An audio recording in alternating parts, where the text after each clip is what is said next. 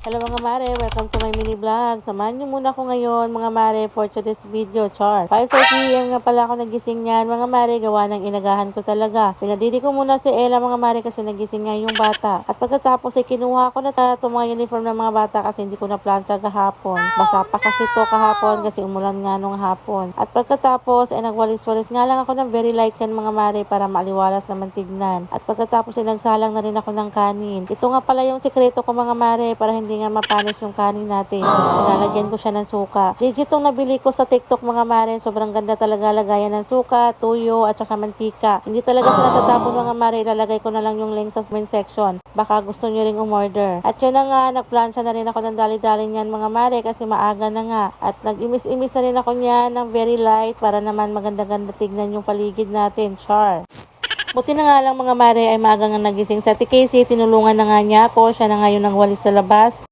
Sobrang mapapa-thank you Lord ka na lang talaga mga mare kasi binigyan ako ni Lord na mabait na panganay.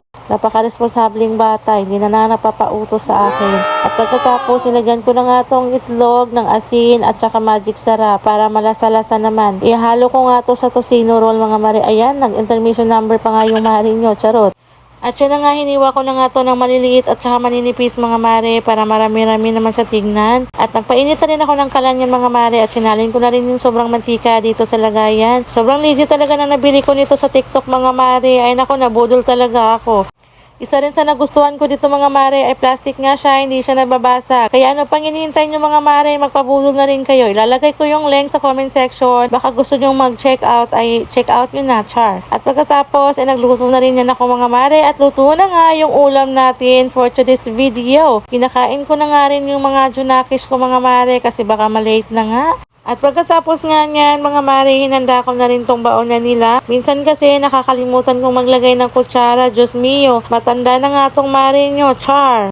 At yun na nga, isa-isa ko na nga nilagay ang mga baon na nila dito sa lagayan ng lunch bag nila. Para hindi nga makalimutan mga mara ay for the go, char. At pagkatapos, ito nga pala yung gamit namin sa hair namin, itong Bremod 10-in-1 na to. Sobrang bango talaga niya mga mare. Kung gusto nyo to, kung bit nyo to mga mare, lalagay ko na lang yung link sa comment section. Kung gusto nyo lang ha, basta legit to mga mare, ito yung ginagamit ko sa buhok ko. Sobrang lambot sa buhok. Ready na nga yung mga anak ko mga mare. Pagkatapos ay nagdasal na rin kami bago sila umalis. Yun talaga yung the best weapon natin sa mga anak natin kapag umaalis. O siya mga mare, dahil busy pa nga ang mare nyo, Diyos mio. Ganito talaga ang rule ng mare nyo kapag umaalis ng mga junakis. Ay hindi talaga matapos-tapos ang trabaho. At pagkatapos ko nga sa mga gawaing bahay mga mare, si Ella naman yung inasikaso ko. Inatulog ko muna si Ella mga mare kahit sobrang gutom na ako sa mga oras na yan. Saka nga ako kumain mga mare para hindi nga ako madisturbo. O siya hanggang dito na nga lang muna ako mga mare. Salamat sa inyong paglantaw.